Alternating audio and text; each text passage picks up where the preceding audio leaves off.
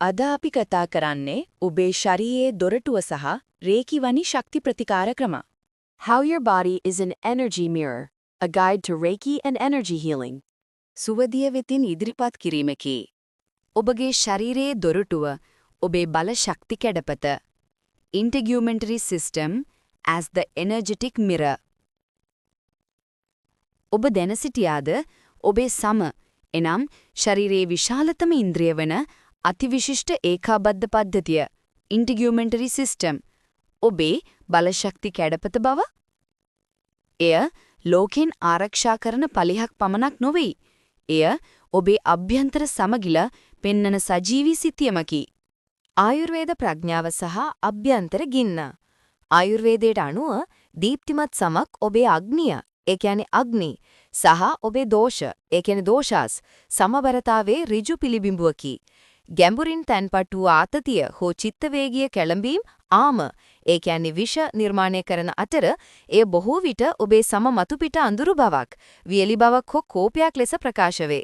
ඔබේ ශරීරයේ අභ්‍යන්තර රථවාහන තදබදයක් පිළිබඳ සංඥාවක් ලබා දෙයි. රේකි සහ ජීව බලශක්තිය. රේකි and life force energy. බලශක්ති දෘෂ්ටිකෝණයකින් බලන කල ඔබේ සම යනු ඔබේ ජීව බලශක්තියේ කී ප්‍රාණා ප්‍රධාන මිනුම් දණ්ඩයි. නිසි ලෙස නොසලකා හැරෙන ලද සෑම කම්පනයක්ම ගැඹුරු කනස්සල්ලක් හෝ චිත්තවේගීය අවුල් ජාලයක්ම ශක්තිමය එකතන පල්වීමක් නිර්මාණය කරයි. මෙම බලශක්ති අවහිරය ඔබේ සමේ මායිම හරහා ගමන් කළ යුතු අතර බොහෝ විට අසමතුලිතතාවයේ දෘශ්‍යමාන සලකුණක් ඉතිරි කරයි. රේකි ගුරුවරයෙක් මෙම ගැටලු දකින්නේ ඔබේ ආත්මයෙන් ලැබෙන ප්‍රඥාවේ ඇමතුමක් ලෙසයි. පණිවිඩය නම් රෝග ලක්ෂණය ආවරණය කිරීම නවතා මූලාශ්‍රය සුව කිරීම ආරම්භ කරන්න යන්නයි. සුවය සහ සිහිය පුහුණු කිරීම. Healing and Mindfulness Practice. මායාව සිදුවන්නේ මෙතනදී. ඔබට ඔබේ ශක්තිය වෙනස් කළ හැකිය. සමේ වෙනසක් දුටු විට කලබල නොවී මම ඔබ දකිමි. පණිවිඩයට ස්තුතියි යයි පවසමින් mindfulness ඔබේ සූර්ය ප්ලෙක්සස් වෙත ගැඹුරින් හුස්ම ගනිමින් රේකි නැවුම් සහ පහසුවෙන් ජීර්ණය කළ හැකි ආහාර තෝරා ගනිමින් ආයුර්වේදය ඔබේ අභ්‍යන්තර සමගිය නැවත ඇති කරන්න. ඔබේ සම ආලෝකයේ සහ සෙවණැල්ලේ නිහඬ භාෂාවකින් ඔබ සමග කතා කරයි. ඒට සවන් දෙන්න. සත්‍ය සුන්දරත්වයේ ආරම්භ වන්නේ ආලේපනයකින් නෙවෙයි, ගැඹුරු අභ්‍යන්තර සාමයකිනි. ඔබගේ සුවය ඔබ තුලින්ම පටන් ගනී. සමස්ත ඉදිරිපත් කිරීමේ සාරාංශය. සම යනු කැඩපතයි. ගැටලුව හඳුන්වා දීම. ආයුර්වේද හේතු. ගැටලුවේ මූල. අග්නි ආම. රේකී විසඳුම. ගැටලුවට ප්‍රඥාවේ යමතුම. සිහිය පුහුණු කිරීම. ක්‍රියාකාරී සැලැස්ම සහ නිගමනය. කුරුලෑ. ඇසිඩ් ආහාර සහ යටපත් කළ කෝපය. ඒත් ස්වභාවික සුව කිරීමේ ක්‍රමවලින් මේ ගැටලුව හඳුනාගන්නේ වෙනස් විදියකට. වැඩිපුර පිරිපහදු කළ ආහාර, refined foods සහ දුර්වල මේද, poor fat සහිත ආහාර රටා නිසා ඇතිවන අධික ඇසිඩ් සහිත රුධිරයේ over acidic blood ගේ ප්‍රතිඵලයක් විදිහට තමයි ඔවුන් මේක දකින්නේ. ආවේගශීලීව ගත්තොත් කුරුලෑ කියන්නේ පිට නොකරන ලද කෝපයේ සමේ පුපුරා යාමක්. මේ කෝපය නිදහස සඳහා කරන අරගලයට හු Taman වෙතම යොමු වූ කෝපයට සම්බන්ධයි. ඉතින් අපේ ඇතුලේ තියෙන නොසන්සුන්කම තමයි සමෙන් එළියට එන්නේ. දද සහ සම ගොරෝසු වීම. ශරීරයේ හදිසි විස ශෝධනය. ඊළඟට දද, එක්සිමා සහ සම ගොරෝසු වීම. සොරියාසිස් වඩේ නිදන්ගත දැවිලි. chronic inflammation ගැන හිතමු.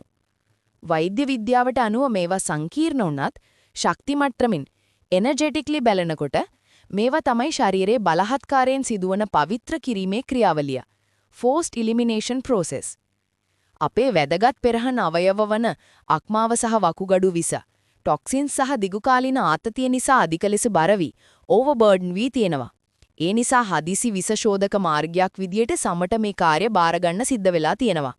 සමේ රෝගවල මූලික චිත්තවේගීය බර මේ වගේ තත්වයන්ගේ ආවේගශීලී සැලැස්ම, emotional blueprint, බොහෝ විට තියෙන තදින් අවහිර වෙලා වගේ දැනෙන, අනිත් අයගෙන් බාධා එනවා වගේ දැනෙන, නැත්නම් දැනට යල්පැන ගිය දැඩි චින්තන රටාවන්, rigid, outdated thought patterns, හිතේ තදින් අල්ලාගෙන සිටීමේ මානසික බරක් නිසායි. අපේ ආත්මය හදන්නේ කලකිරීමෙන් උනත් මේ බැඳීම අයින් කරන්න. ඉතින් සමීරෝග කියන්නේ අපිට ඇතුළතින් සුව වෙන්න කියලා ශරීරයේ දෙන ආදරණීය ඉඟියක්. කැසීම සහ හිස්හොරි. අල්ලාගෙන සිටීම සහ මුදා හැරීමට ඇති බිය. හිසේ කැසීම කියන්නේ අර පීඩනමානයේ ටිකක් උඩ ගිහින් කියලා කියන පළමු අනුතුර ඇඟවීම. ඔබ දන්නවද? ඔබේ යටිසිතින් කියන්නේ දැන් නැති. මේ ප්‍රශ්නය හෝ තත්ත්වය දිගට මැදගෙන යන්න එපා. ඒකෙන් මිදෙන්න කියලයි. නතර කරන්න බැරි කැසිල්ල වගේම සමහර විට ඔබ යම් තත්ත්වයක් හෝ තීරණයක් දිගින් දිගටම අල්ලාගෙන ඉඳව වෙන්න පුළුවන්.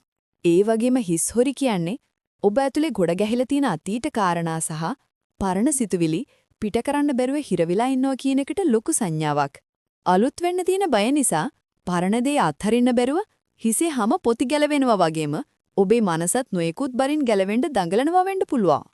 හිසකෙස් ගැලවී යාම රතු ඉර සහ අධික ආතතිය. අන්තිමට හිසකෙස් ගැලවී යාම මේක තමයි පීඩනමානයේ රතු ඉර. ඒ කියන්නේ ශක්ති පද්ධතියේ එනර්ජි සිස්ටම් බිඳවැටිලා ශරීරය අධික ආතතියෙන් ඉන්නේ. හිසකෙස් කියන්නේ අපේ ඇන්ටනාව වගේ. ඒක අපේ ශක්තියේ සාරය පිටතට පෙන්නනවා. අධික ආතතිය සහ නිලන්තර කනස්සල නිසා ඔබේ ශරීරයේ ජීව ශක්තිය හිසකෙස් නඩත්තු කරන්න යොදවන්නේ නැතුව අත්‍යවශ්‍ය අවයව ආරක්ෂා කරන්න යොදවනවා. ඒ නිසා හිසකෙස් දුර්වල වෙලා ගැලවී යනවා. මට මේ බර තවදුරටත් උසුලන්න බෑ කියන යටිසිතේ පණිවිඩේ තමයි මේක. සැබෑ සුවය. සිතට සවන් දී මුදා හරින්න. ඉතින් මේ රෝග ලක්ෂණ ඔබට තියෙනවා නම් කරුණාකර පිටතින් දෙන බෙහෙත් ගැන විතරක් හිතන්න එපා. ඔබේ අභ්‍යන්තර පීඩනමානයේ දිහා අවධානය යොමු කරන්න. මොකක්ද මේ දිනවල ඔබේ සිත රිදවන්නේ? ඔබ තවමත් අල්ලාගෙන ඉන්න මුදා නොහැර සිටින තරහව, බය හෝ කනස්සල්ල මොකක්ද? දැන්ම හුස්මක් කරන් ඒ හැඟීමට ආදරෙන් අවසර දීලා හිතෙන් මුදා හරින්න. රේකි ශක්තියෙන් හෝ සරල භාවනාවකින් ඔබේ හිසටත් මනසටත් සැනසීමක් දෙන්න. අවසාන පණිවිඩය සැබෑ සුවය එන්නේ ඔබ ඔබගේ සිතට සවන් දුන් විටයි. The final message. True healing comes when you listen to your mind heart.